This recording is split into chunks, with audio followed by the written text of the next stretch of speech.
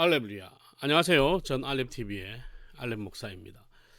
오늘 이 시간은 호산나 인테그리티의 론 캐노리 목사님에 관해서 이야기를 조금 하려고 합니다. 그래서 오늘의 주제는 론 캐노리 목사님의 두 앨범 때문에 한국 교회 찬양과 예배가 망가졌다입니다. 먼저 론 캐노리 목사님을 모르시는 분들은 젊은 세대겠죠. 하지만 여러분들이 지금 드리는 예배 형태, 찬양의 형태, 그리고 찬양이 가지고 있는 특징들을 거의 완성시키신 분이라고 생각을 하면 됩니다. 현재는 호산나 인테그리티에 소속되어 있는지는 잘 모르겠어요. 하지만 지금 제가 언급하는 이 론 캐노리 목사님은 호산나 인테그리티 소속 예배 인도자로 계실 때의 그 상황을 이야기하는 거고, 잘 모르겠다 하면 론 캐노리 목사님의 대표적인 앨범들이 많이 있어요. 이 한국 교회를 뒤집어 놓은 앨범들이 많은데, 지금 제가 이제 언급하는 앨범은 두 가지입니다. 하나는 Lift Him Up with Ron Canary, 두 번째는 Sing Out with One Voice라는 앨범입니다.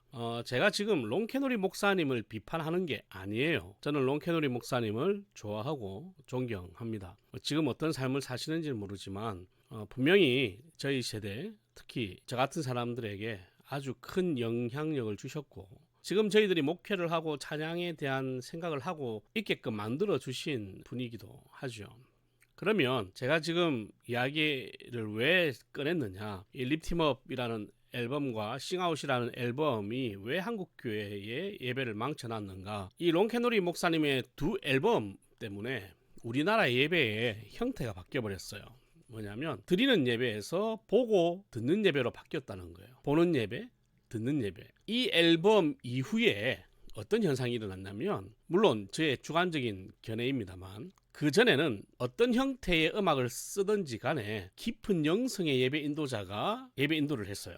영성이 깊은 사람이 예배 인도를 했다고. 기타를 치는 사람이 예배 인도한 게 아니라 노래를 잘 부르는 사람이 예배를 인도한 게 아니에요. 그 팀에서 가장 영적으로 리더십이 있는 사람이 베이스를 친다고 해도 그 사람이 베이스를 치면서 예배 인도를 했다는 거죠. 그런데 이 두 앨범으로 인해서 각자의 재능 포지션이 딱 정해져 버렸고, 결국은 영성 있는 예배 인도자가 아니라 실력 있는 예배 인도자가 예배의 중심을 차지하게 되었어요. 근데 사실은 이 론 캐노리 목사님의 문제가 아니라고 했죠. 그걸 무대와 음악만 카피한 사람들이 문제인 거죠. 이것을 카피한 1세대 선배들은 그나마 영성까지 다 가지고 있었어요. 그러니까 음악 실력도 출중했고 영성도 탁월했다는 거죠. 그런데 그걸 또 카피한 1.5세대들이 지금 한국 교회를 망쳐놓은 겁니다. 그럼 그걸 카피한 1.5세대들이 누구냐? 40대 중반에서 50대 초인 사람들이겠죠. 대체로 저희 나이대 또래라고 생각을 해요. 그러니까 지금 이 예배를 망쳐놓은 가장 나쁜 놈이 누구냐면 저죠. 여러분들은 저를 잘 모르시니까. 근데 어쨌든 저 같은 음악을 했던 사람들이 다 망쳐놨다. 물론 저와 같은 시대에 살았던 사람들이 다 안 좋았다는 건 아니에요. 음악적인 절제와 영성을 가진 탁월한 분이 있습니다. 제가 정말 좋아하는 뮤지션이 있어요. 차유진이라고. 그 다음에 부인 되시는 분이 임지영 씨인데, 이분들의 음악과 찬양하는 걸 들어보면 당시에 처음 그 음악을 들었을 때도 참 놀랐어요. 우리나라에도 나와 같은 나이를 가진 사람이 호산나 인테그리티의 수준의 그 음악을 카피하는 게 아니라 자기의 것으로 하나님께 드리는 사람이 있구나라는 것을 처음 봤어요. 하지만 제 기억으로는 차유진 외에는 본 적이 없습니다. 그래서 지금 어떻게 바뀌었냐면, 우리나라 찬양팀 보면 음악적 기술은 탁월합니다. 그런데 지금은 예배가 듣는 예배 그리고 보는 예배로 바뀌어버렸죠. 드리는 예배가 아니에요. 보고 즐기는 예배, 듣고 즐기는 예배죠.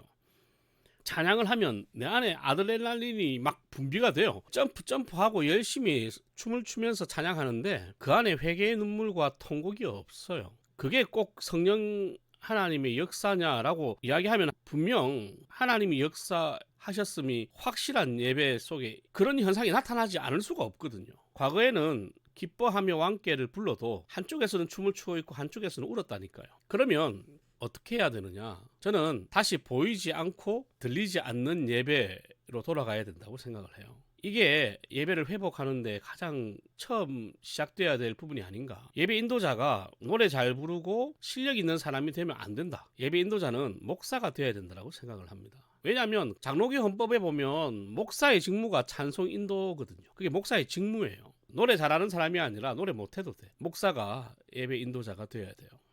그리고 악기를 다루는 사람도 기본적으로 믿음과 신앙이 좋아야 되는데, 어쨌든 찬양팀의 퀄리티를 유지하려고 하는 인도자들의 또 욕망과 욕구가 있으니까 피아노 잘 치는 사람을 세우고 악기를 잘하는 사람을 세우죠. 그러니까 찬양팀에 영성이 있을 수가 없어요. 걔네들은요, 목사님이 막 기도하잖아요. 그럼 막 기도하고 같이 막 은혜 받는 것처럼 보이지만 절대 은혜 받는 게 아니에요. 왜냐하면 삶을 보면 알거든. 물론 현실적으로 목사님만으로 찬양 인도자를 구성하기가 어렵겠죠. 그러면 진짜로 탁월한 영성과 겸손과 성품과 믿음을 갖춘 사람을 키워내야 됩니다. 그 전까지는 찬양팀이 없어도 돼요. 사실 찬양팀 왜 해야 되는데, 찬양팀 여러분 없어도 돼요.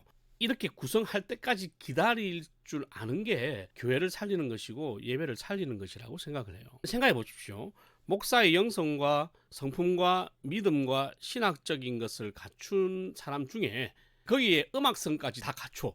그럼 얼마나 확률이 떨어지겠어요. 그런데 우리나라 대표 찬양팀이 너무 많잖아요. 그 정도 확률이면 그렇게 많을 수가 없거든. 현실적으로 절대 많을 수가 없어요. 그런데 각 교회마다 최소 한 팀은 있고, 그리고 각 지역에 대표적인 찬양팀이 있고, 각 도시에 또 대표적인 찬양팀이 있고, 전국적으로 대표적인 찬양팀이 있어요.